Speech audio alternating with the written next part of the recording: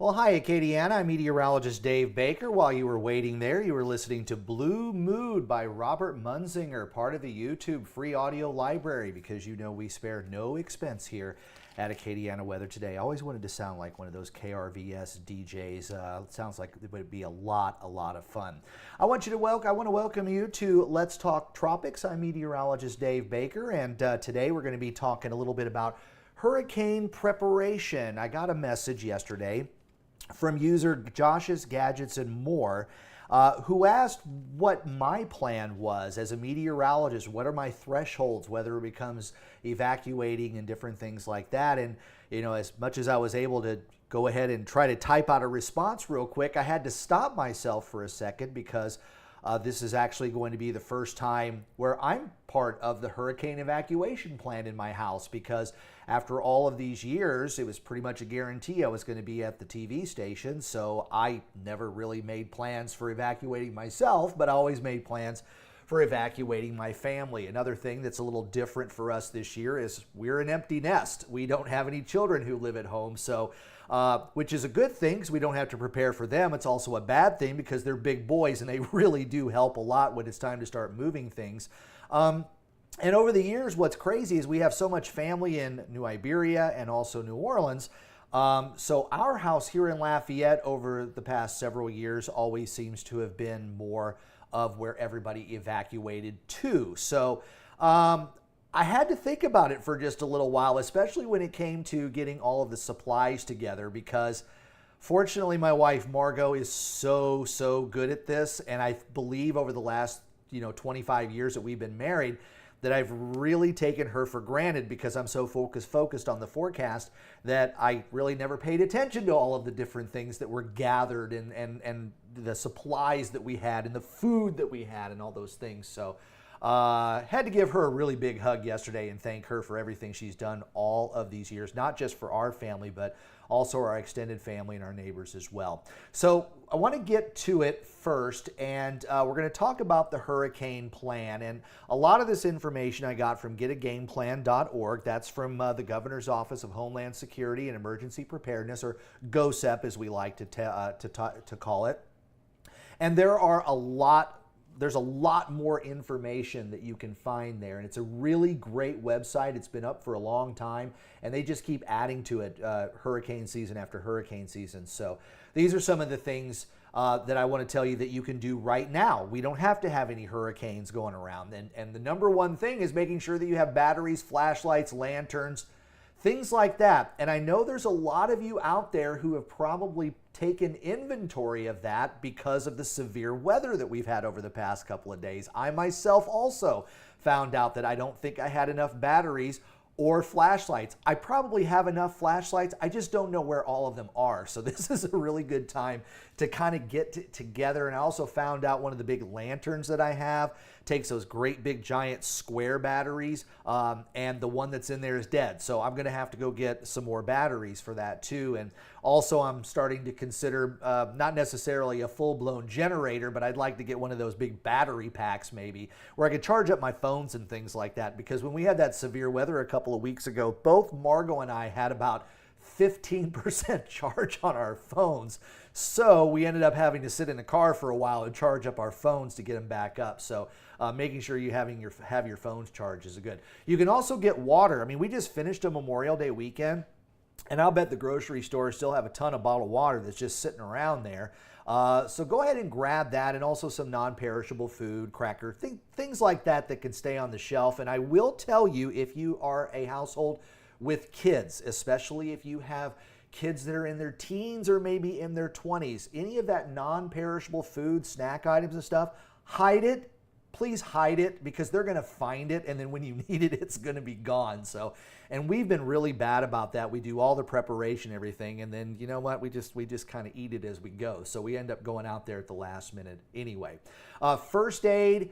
Most of us have a first aid kit in our house. This is just a good time to go through and make sure it's full and has everything in it. day-to-day medicines or prescriptions. Maybe you have a prescription that might be needing refilling sometime during the hurricane season. So make sure you have a plan of if you can get it refilled somewhere else in case you're not at home if we have to evacuate. Personal hygiene. Margot and I are big Costco people, so we've got probably 500 bars of soap and tons of toilet paper and all kinds of shampoo and things like that. So a lot of people are pretty good about keeping, extra personal hygiene things, and also cleaners. Cleaners end up being really scarce after a hurricane. So if you can just stock up on a few of those things now, then you'll have them ready when it's time for recovery time. Also, IDs, insurance, important papers, things like that. A lot of us have these things online. A lot of our insurance policies we can access online.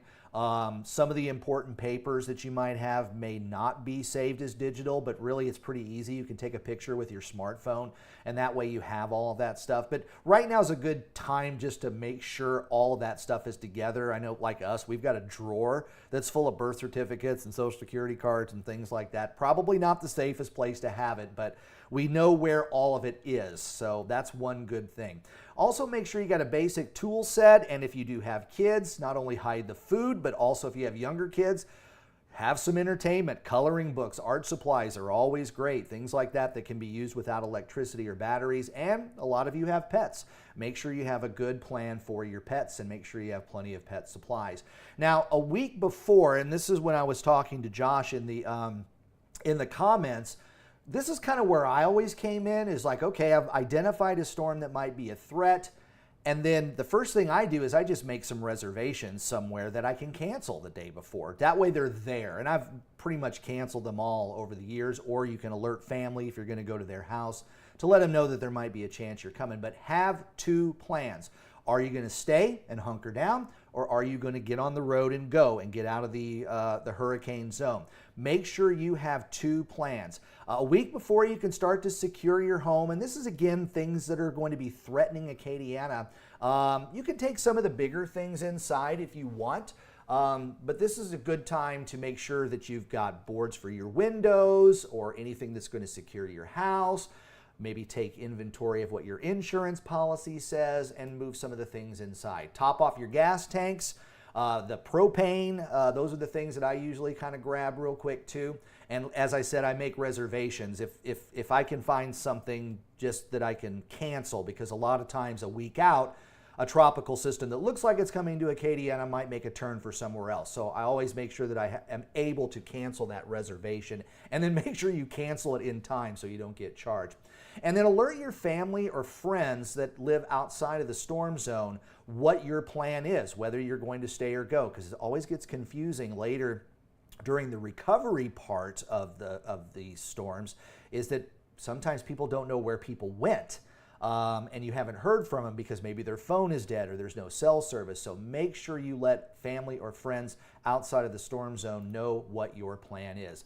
Now we're getting into when a hurricane is coming. 72 hours out, 3 days. This is when some of the hurricane watches and hurricane warnings go up. If you've already grabbed a lot of your non-perishable foods and things like that, you can grab your last minute supplies. 72 hours out, we kind of take an inventory of the deep freezer to see what kind of stuff is in there that we might be able to eat quickly that would eventually go bad. Also, if you're going to be evacuating, make sure you choose two different evacuation routes. Margot always laughs at me because I'm a back roads person. I like to take the most alternate route you can possibly find to get from point A to point B.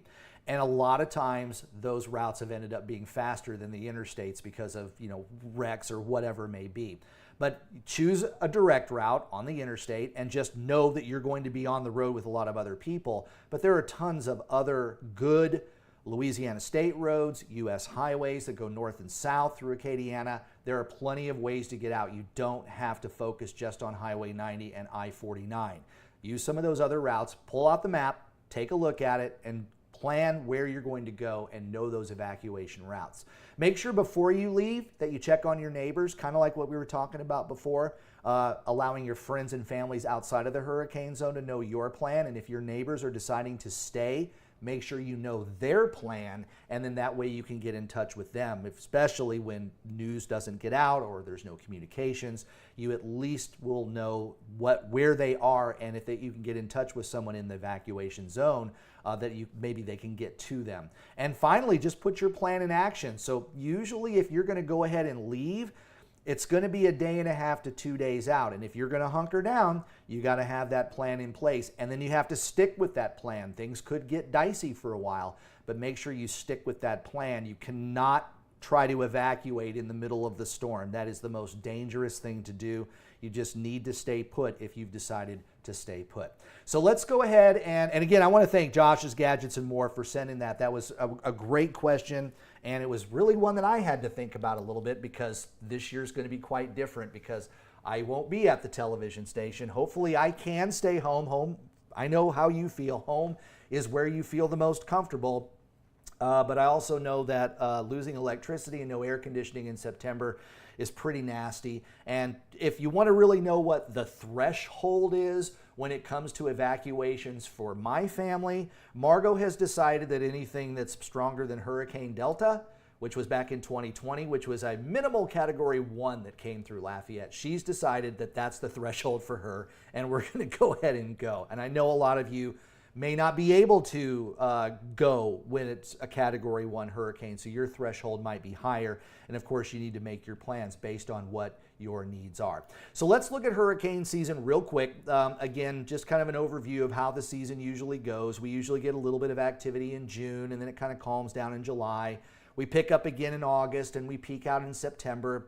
And we have a secondary peak mainly along the northern Gulf Coast about halfway through October. And then for us here in Louisiana, we're pretty much done after Halloween. But occasionally you get a tropical storm that comes close as you get toward the latter part of the season. But September really is the big point. But we can have hurricanes during any month of the season. And as we talked a little bit about yesterday, Hurricane Audrey back in 1957 was a Category 4 hurricane that made landfall in Cameron Parish on June the 27th. So not only was it an early season storm, but it was also quite unusual to have one that strong that early in the season. Let's go ahead and check out some of the water temperatures that are out there. And we reviewed this a little bit. They haven't changed a whole lot, but I've been watching some of these water temperatures off the Florida coast that have been approaching 90, and pretty much all of the Caribbean sites here have been running in the mid 80s, as well as the western part of the Atlantic too. We've seen, or rather western part of the Gulf, we've seen temperatures well in the 80s. So any tropical system should be able to sustain itself just based on the water temperatures themselves. And during the month of June, as we talked about, most of the areas that are shaded in red, this is generally where most of our tropical systems during the month of June will form. And then the arrows kind of gradually point to where they would go early in the season. So we do get much more concerned in the southern Bay of Campeche. A lot of times we've seen hurricanes and tropical storms come northward from there. And also the Western Caribbean from Belize over to around Jamaica, because if they develop there, they can squeeze there between the Yucatan Channel and then work their way into the Gulf of Mexico as well. Southwestern Caribbean and areas around the Bahamas and down toward the Virgin Islands is also an area where tropical weather tends to develop during the month of June. So let's get into the tropics here. Let's look at some of the satellite imagery, and the satellite imagery here over the Gulf of Mexico. Really a fine day right now. There is some agricultural smoke that's still out here over the southern part of the Gulf of Mexico, and I think some of that's going to go ahead and head over into Texas. We've got that onshore flow, that overzealous mouse to go along with it, but we've got that onshore flow that's going to continue to move on toward the north. I think I need to get that magic marker like Nash Roberts used to have, because these digital things just seem to be coming right out of my hands. But the onshore flow is there, and that's why we're seeing such a very warm and humid day, and we'll probably see some scattered storms later on. But as far as tropical weather, we're in great shape here over the Gulf of Mexico. So let's look at the tropical Atlantic. Let's go all the way out. We've got one tropical wave that's kind of showing up here Coming off the African coast, we got another tropical wave here over the middle part of the Atlantic. We got another one that's coming through the Windward Islands, and we've got another one here that's over Central America in the southwestern part of the Gulf of Mexico. And that's the one that we've been focusing on over the last couple of days. The good news is there's a very little, almost zero chance that this would develop into anything, but there is a pretty good flare-up of thunderstorms right here north of Panama, east of Costa Rica, as well as Nicaragua. And again, this is associated with a tropical wave. There is a bit of a low-pressure area that's developed, but it is kind of moving off toward the west, and as it does, it's going to go ahead and move there across the Atlantic Ocean, or across Central America and into the Pacific Ocean. So if we're going to see any development from this, it would be more likely over the Pacific, but most likely it's going to be eaten by Central America. So as it's over land, we usually don't have too many issues there. And as we look at the Caribbean satellite, there is some Saharan dust that's out there, which would inhibit some tropical development, but even with this bit of a tropical wave that's moving through the Windward Islands right now, it's only producing minimal showers and thunderstorms. But if you look at some of the daylight rounds there, you can see there's some Saharan dust maybe out here, and that's going to drift westward. Not a whole lot compared to what we've seen over the past couple of years, but definitely some Saharan dust that's out there. Shear, well, there's a lot of that that's out there right now, and that does tend to prevent any tropical development. You need low wind shear, so storms that are trying to get their act together in the beginning stages aren't blown apart as they rise higher in the atmosphere. And everything that's in red here is high wind shear, and pretty much the Gulf of Mexico we've got high wind shear. We got a little area here with some lower wind shear, and then we've also had a lower area here where that tropical wave is near the Central American coast. But as I said, because that is so close to land, we're not expecting any development there. And a real quick look at the tropical cyclone heat potential. Again, if you weren't with us yesterday, not only do we look at the water temperatures at the surface, but we also measure the amount of heat that's below the surface. And the deeper those 80-degree waters go, the more energy there is for a tropical system to work with. So right now, south of Cuba and then going into the Gulf of Mexico, that is where the highest amount of heat potential is. So if we had some kind of a developing tropical system, let's say here, and we knew it was going to be moving in this direction over that high tropical cyclone heat potential, there's a chance you could see some rapid intensification. And unfortunately, that gives a lot of folks along the coast a lot less time to prepare, especially if you get a tropical storm, maybe a minimal tropical storm that ramps up into a Category 2 hurricane in the matter of a day or so. So if there were any systems out there and the upper level conditions were favorable, that would be the place where tropical systems would be most likely to form. So let's look at the GFS extended model. We're going to go ahead and take you all the way out to June the 15th. So most of this is looking into La La Land, but it is just kind of a general measurement of what the tropics are doing. And you can see that there are a number of low pressure areas that will be moving across the Atlantic, but none of those are going to be tropical in nature. And with a couple of tropical waves moving off the Atlantic coast, they seem to be getting torn up by wind shear or Saharan dust as well. Big high pressure area over the eastern part of the Atlantic will kind of shove everything off toward the west. But because of everything that's out there right now, the National Hurricane Center is saying there shouldn't be any tropical cyclone activity posted for the next 7 days, which is good news, and that will give everybody a nice chance to do their preparations without the bad weather being around.